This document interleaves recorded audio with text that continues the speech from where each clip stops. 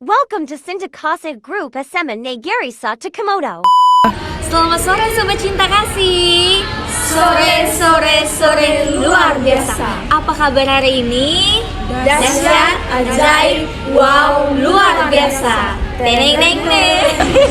Halo Sobat Cinta Kasih. Jadi pada sore hari ini kami dari kelompok 4 Agama Katolik SMA Negeri 1 Komodo akan mempraktikkan bentuk-bentuk kehidupan beragama di Indonesia. Sebelum kami mempraktikkan video ini, kami akan memperkenalkan nama kami masing-masing. Perkenalkan, saya Konstantia Widamasto.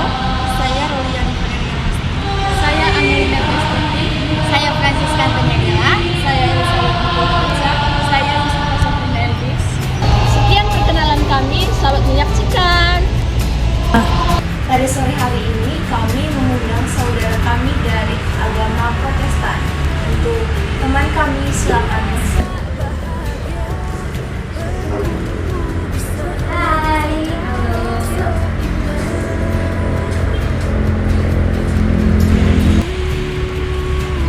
Halo teman-teman. Halo. Jadi ini adalah saudara kita dari Kristen Protestan. Halo kakak semua. Hai. Saya Laura. Linda, Angel, Elvis, Iksan, Noli. Ya, terima kasih untuk Sobat Kasih yang sudah mengundang saya untuk hadir sore hari ini. Sebelum itu saya perkenalkan diri saya dulu. Nama saya Laura Elizabeth, bisa dipanggil Laura. Saya dari Kristen Protestan, terutama di aliran GBDI yaitu Sampai Pasca. Oke, baik Laura, terima kasih sudah berkesempatan hadir pada sore hari ini dan mau meluangkan waktunya untuk sharing-sharing bersama kita sore hari ini. Oke, mungkin lebih baik kita sharing-sharing daripada berdiri ini, kan nanti sakit, jadi berdiri aja gimana? Silakan Oke, Laura.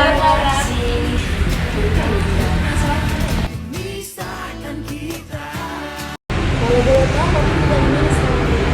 Saya tinggal di SMA sekarang. Terus sekolah di mana? Sekolah di SMA 1 Komodo juga.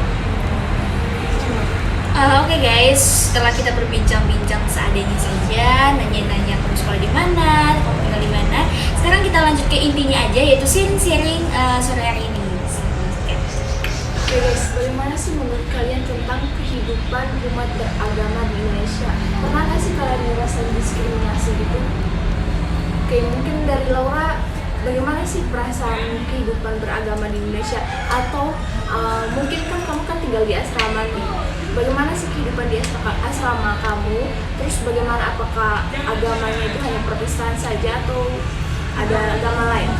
Itu di asrama Stonework, Helena saja ada tulis nama namanya Helena. Itu tentang kebanyakan agama Katolik. Nah, saya yang minoritas juga ada di situ. Kebetulan ada hanya saya saja yang Kristen di situ dan beberapa teman-teman yang Katolik. Nah, kalau misalnya bagian diskriminasi atau di bagian, tentu mereka menanyakan hal-hal yang tentang keagamaan, tentang saya gitu. Latar belakangnya gimana sih gitu. Pernah nggak sih kamu ngerasain diskriminasi pas tinggal di asrama? Tentu tidak ya, karena mereka juga mengetahui bahwa ada kesamaan dari antara Kristen dan Katolik. Jadi mereka tidak kami itu tidak ada diskriminasi tentang itu. Berarti benar-benar saling menghargai ya, betul. Mungkin kalau menurut kalian teman-teman semua, ada nggak sih pendapat kalian terkait dengan kehidupan beragama di Indonesia, atau mungkin teman-teman pernah mengalami diskriminasi agama di kehidupan sehari-hari? Oke, kalau menurut saya nggak lebih baik sih dibanding dengan tahun-tahun sebelumnya. Kalau diskriminasi itu menurut saya juga tidak ada. Kalau dengan diri saya tidak. Ya sih, kalau menurut saya juga, dimana tahun-tahun ini yang pernah sekarang nih sudah mulai membaik sih kehidupan umat beragama di Indonesia dibanding tahun-tahun sebelum tahun 2014 yang banyak sekali pemboman, terorisme di berbagai kota di Indonesia. Kenapa umat Katolik menyembah kepada Bunda Maria saja, dan ke Tuhan aja atau ke Allah lain? Oke, umat Katolik itu tidak menyembah Bunda Maria, tetapi berdoa lewat perantaran Bunda Maria. Kenapa harus lewat perantara Bunda Maria? Kenapa tidak harus ke Allah saja atau Tuhan? Orang Katolik berdoa kepada Bunda Maria sebagai bentuk penghormatan karena Bunda Maria merupakan bunda dari Tuhan kita Yesus Kristus yang telah bangkit demi keselamatan manusia, Demi menebus dosa. Oke Laura, tadi kan ini menurut kami ya terkait dengan Bunda Maria. Terus kami ini masih bingung, bagaimana sih kalian itu dengan Bunda Maria? Kan yang kami ketahui kan kalian tidak perlu Bunda Maria. Bagaimana sih menurut kamu itu? Menurut saya tentu orang Kristen tidak menyembah Bunda Maria itu karena dia bukan Tuhan. Nah, tentu kami itu percaya sama Tuhan yang hanya Tuhan saja kami sembah begitu, Tuhan dan Allah Bapa, Putra dan Roh Kudus. Nah, menjadi satu pribadi begitu. Nah, kenapa kami tidak menyembah Maria? Kami juga menghormati, menghargai juga Bunda Maria karena dia adalah ibu dari Yesus. Nah, kalau bentuk penghormatan, tentu orang Kristen juga menghormati itu dengan ada kalau tanpa Bunda Maria juga Tuhan nggak akan lahir, Tuhan Yesus nggak akan lahir. Nah, kami juga menghormati Bunda Maria itu karena ibunya Yesus. Tapi secara pribadi kami menyembah kepada Tuhan karena kata Tuhan menyembah kepadaku saja dan berdoa kepadaku saja. Maka jangan menyembah kepada Allah lain atau orang Allah lain begitu. Terima kasih Laura. Oke Sobat Cinta Kasih, jadi pemahaman terkait dengan Bunda Maria dari agama Katolik dan agama Kristen Protestan sudah clear ya.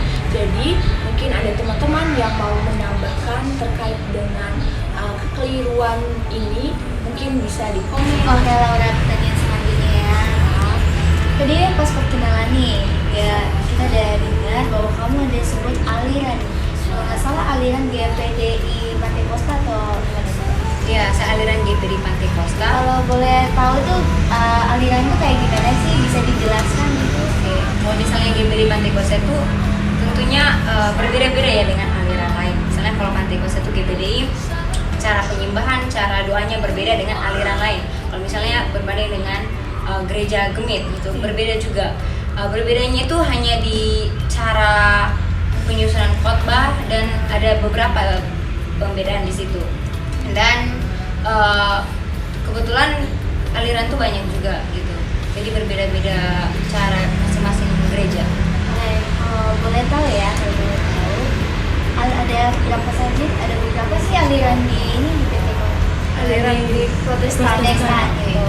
Kalau di aliran itu yang saya tahu ya, itu ada GPDI termasuk Pantai Kosta, GBI termasuk Pantai Kosta, Gemit tidak, terus GKI juga tidak, GBIB juga itu tidak, itu hanya GKI. Itu saja yang beberapa yang tidak Pantai Kosta, yang tidak termasuk dalam bagian Pantai Kosta. Terus kalau yang kayak banyak pujian-pujian begitu yang nyanyian itu termasuk di Pentakosta atau Gemit? Kalau bagian nyanyian itu Gemit dan Pantai Kosta juga sama. Hanya perbedaan itu kalau di Pantai Kosta itu mereka menyanyikan pujian itu dengan alat musik seperti musik gitar, drum dan sebagainya. Kalau di Gemit itu menggunakan buku disebut Kidung Agung, bukan Kidung Agung.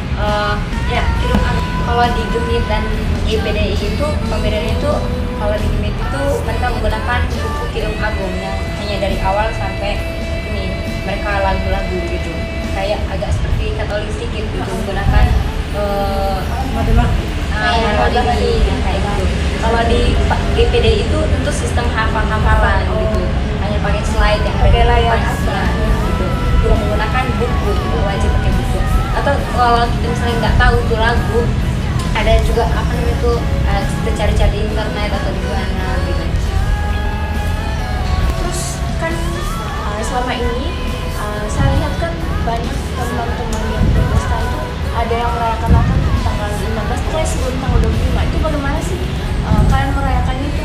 Bagaimana bentuknya? Apakah tidak merayakan pas tanggal 25 atau bagaimana? Tentu tanggal 25 tetap masih ibadah ya, bagaimana seharusnya tanggal kelahiran Yesus gitu. Nah, itu kalau soal tanggal tuh bisa kami lewati, bisa juga kami mundur gitu. Misalnya ibadah tanggal 15 Desember kemarin kami di GPDI, itu tergantung dari pemimpinnya mau tanggal berapa dia mau ibadah Natal, tapi yang penting tidak dihapuskan, maksudnya tidak tetap wajib tanggal 25 tetap wajib begitu.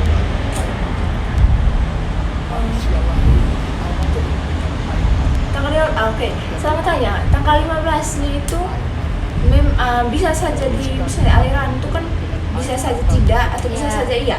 Kalau aliran tuh beda-beda lagi. Misalnya kalau Gemini itu mereka diwajibkan tanggal 25, tidak boleh tanggal 24, Tanggal 23 atau 20 atau sebelumnya atau setelah ini. Setelah 25. Ya, itu berbeda lagi dengan kami. Jadi mereka itu sesuai dengan pemimpinnya. Mau pemimpinnya tanggal 25 atau tanggal berapa terserah. Kalau kan tanggal 15 tuh kan ada bawa lilin atau gimana.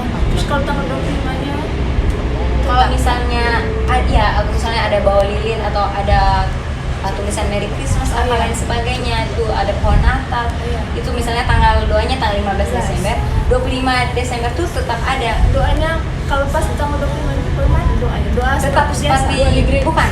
Nah, seperti Natal yang tanggal 15 Desember. Kadang tanggal 15 Desember tuh karena di gerejanya kami kan ada berbagai latar belakang, misalnya dari kota-kota yang lain toh. Jadi supaya kebersamaan itu ada, tanggal 15 Desember bisa jadi Natal dulu. Nah, kan tanggal 25 kan sepi toh. Jadi mereka kemana-mana. Jadi tanggal 25 itu tetap ibadah walaupun hanya sedikit orang gitu. Kasih Laura. Terus kalau di kalian punya agama Protestan ini atau di kalian punya aliran ada tidak terima hostia? Kalau terima hostia di gerejanya saya itu namanya itu terima roti dan anggur. Nah, terima roti dan anggur tuh diwajibkan tergantung pendetanya. Pendetanya itu walaupun di tempat-tempat lain tuh tergantung mayoritas. Misal mayoritas di tempatnya saya itu Katolik semua. Nah, itu diwajibkan pas kelas 4 SD. Nah, setelah kelas 4 SD karena ikut mayoritas maka waktu kelas 4 SD mendapatkan roti dan anggur itu. Nah, kalau beda kalau di Labuan Bajo di sini tuh karena beberapa bagian atau memang mayoritas, tetapi juga banyak juga yang Kristen di sini. Jadi di umur 5 tahun, 6, 7 itu bisa dapat roti dan anggur. Sedangkan aliran Gemini itu juga berbeda. Mereka harus umur 17 tahun baru dapat roti dan anggur itu. Oke Laura, kenapa sih dalam agama Kristen Protestan pendetanya itu bisa perempuan dan bisa juga laki-laki dibanding dengan agama? Kalau di agamanya saya itu, kalau misalnya dia belum punya suami atau belum sah dijadikan suami, maksudnya Kak, dia masih mandiri setelah Single ya? Single itu. Setelah dia belajar Alkitab, belajar kekristenan gitu, dan dia ingin jadi pendeta walaupun dia perempuan, itu tetap bisa begitu. Kenapa bisa? Karena tidak wajib juga laki-laki itu berkhotbah untuk maksudnya misalnya kalau seorang suami itu pergi keluar kota, keluar negeri, tentu istri yang melayani di gereja gitu, menggantikan seorang suami. Nah begitu juga sebaliknya, kalau dia single tentu dia khotbah. Saat dia juga mencari pasangan tentu harus yang sama seiman atau pendeta begitu. Dia akan menggantikan dia sebagai Jadi harus cari yang sama-sama pendeta. ya sama-sama pendeta. Nggak boleh. Oh, Gitu. kamu ada niatan mau jadi pendeta? Kalau dari saya tergantung panggilan. Oh, kayak mau jadi pastor sister harus ada panggilan ya. Tergantung panggilan. Oke Laura, terus kalau misalnya jadi pendeta itu bisa tidak kita itu profesi lain gitu, bisa jadi guru atau jadi sedang pendeta gitu? Tergantung orangnya sebenarnya sih. Kalau mau buka usaha, tapi kalau ada usaha, tapi harus dilayani oleh orang lain, maksudnya punya gitu, misalnya kita punya restoran atau punya restoran, tapi orang lain yang bekerja begitu. Karena Tuhan juga menyatakan apa namanya tuh orang ya hanya untuk dia, melayani dia dengan sungguh-sungguh gitu. Berarti tidak boleh sandaran kepada pekerjaan atau lain sebagainya. Terus kamu Tentu untuk melayani Tuhan itu tidak harus dapat gaji begitu. Kita harus melayani Tuhan itu dengan sepenuh hati kita. Mau kekurangan kita tuh ada, kita harus menanggungnya gitu. sama profesi harus diatur. Oke teman-teman, yang terakhir kami membahas terkait dengan Allah yang tunggal yang masih banyak isu-isu di luar sana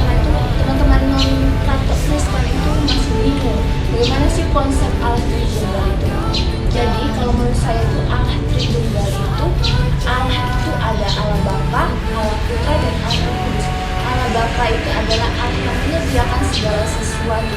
Pokoknya dia yang berkuasa atas dunia, atas bumi. Sedangkan Allah Putra itu adalah Yesus Kristus yang diutus oleh Allah atau Allah dalam rupa Yesus Kristus gitu. Terus kalau Allah Roh Kudus itu dia yang memberikan penghiburan. Jadi teman-teman, intinya begini saja. Kalau misalnya teman-teman masih bingung terkait Allah Bapa, Allah Putra, Allah Roh Kudus, analoginya kayak air. Air itu kan bisa saja jadi es, bisa saja jadi cair begitu, terus bisa saja jadi uap. Tapi itu tetap air, tetap satu. Kayak begitu juga terkait dengan Allah Bapa, Allah Putra, Allah Roh Kudus tetap seala. Ya mungkin dari Nora, Iya, bisa kayak gitu. dari teman-teman yang lain mungkin ada tambahan gitu. Oke Sobat Cinta Kasih, itulah sharing-sharing seru kita pada sore hari ini. Jadi kita banyak mengetahui hal-hal baru tentang perbedaan agama dari Kristen Protestan dan Kristen Katolik gitu. Jadi mungkin itu saja, sekian dan terima kasih. See you next time. Bye. Sukacita dalam Tuhan melimpah, kekuatan dari Tuhan tercurah.